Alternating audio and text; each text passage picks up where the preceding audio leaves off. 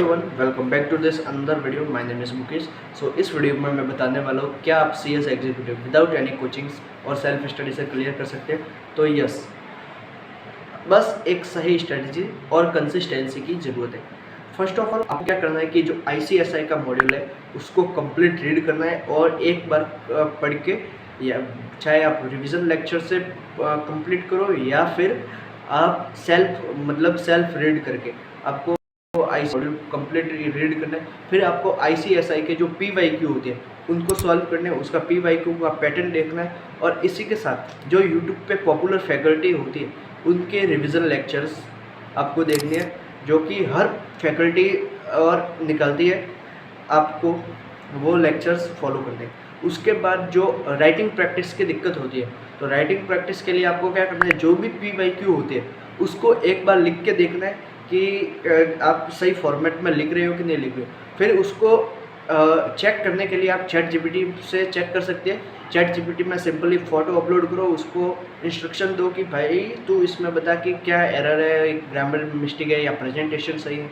वो आपको ICSI के बेस पे बता देगा कि इसमें ये दिक्कत है और इस तरह से आप प्रेजेंटेशन और अपनी राइटिंग प्रैक्टिस पे सुधार सकते हैं। दूसरी बात कि आप जब सेल्फ स्टडी करोगे तो आपके पास रिसोर्सेज बहुत सारे होंगे, पर उन रिसोर्सेज में से आपको जो लिमिटेड रिसोर्सेज का यूज़ करना है और उसी लिमिटेड रिसोर्सेज को बार बार रिवीजन करना है।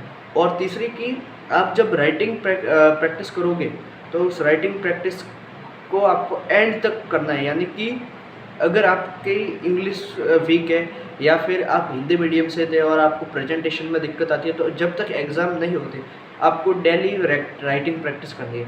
और उसके बाद आपको एक अच्छे से नोट्स बनाने हैं, जो कि शॉर्ट्स नोट्स हो। और अगर आपके नोट्स बनाने में दिक्कत आती है तो जो भी फैकल्टी होती है जिनके आप रिवीजन लेक्चर फॉलो करते हो, तो वो फैकल्टी अपने नोट्स भी प्रोवाइड करवाती है। आप उन्हीं नोट्स से अपनी स्टडी कर सकते हो।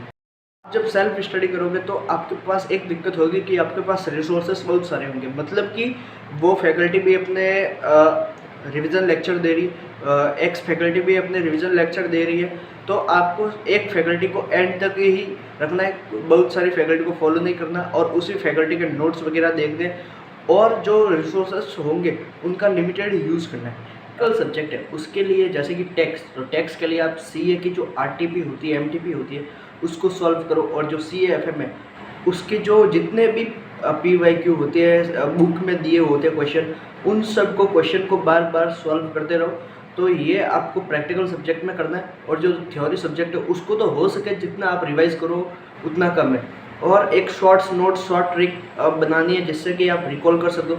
और कंपनी लॉ में जो सेक्शन है, एग्ज़ाम में प्रेजेंटेशन कैसे करना है और जो ड्राफ्ट होते हैं उन सब को आपको अच्छे से तैयार करना है।